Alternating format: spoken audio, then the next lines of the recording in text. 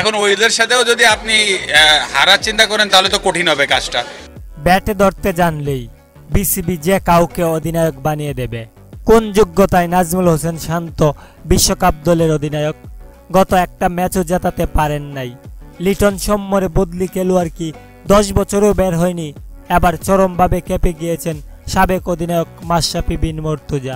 প্রিয় দর্শক, বিস্তারিত জানতে সম্পূর্ণ ভিডিওটি দেখার অনুরোধ রইল।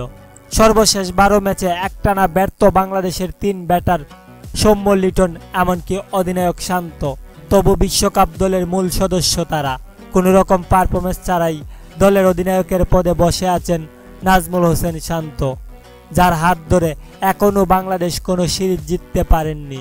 বেশিরভাগ ম্যাচেই ডাক মেরে দলকে বিপদে ফেলানোই তার যেন নিত্যদিনের কাজ হয়ে উঠেছে। অন্যদিকে আরেক 2 ওপেনার লিটন দাস ও সৌম্য সরকার, এরা দুজনেই একের পর এক ম্যাচে ডাক মারছেন। রীতিমতো দর্শকরা তাদের প্রতি নাজেহাল আচরণ করছেন।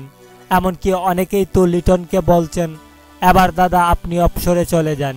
এদিকে বাংলাদেশ দলের এমন ব্যর্থতা দেখে সংবাদ সম্মেলনে এসে সাবেক অধিনায়ক মাশরাফি বলেন, আমার মতে বাংলাদেশ দলের ওপেনিংয়ের দিকে বেশি নজর দেওয়া উচিত। এদিকে শান্তকে দিয়ে আর অধিনায়কত্ব হবে না, তাকে দায়িত্ব থেকে সরিয়ে নতুন কাউকে বসানো হোক।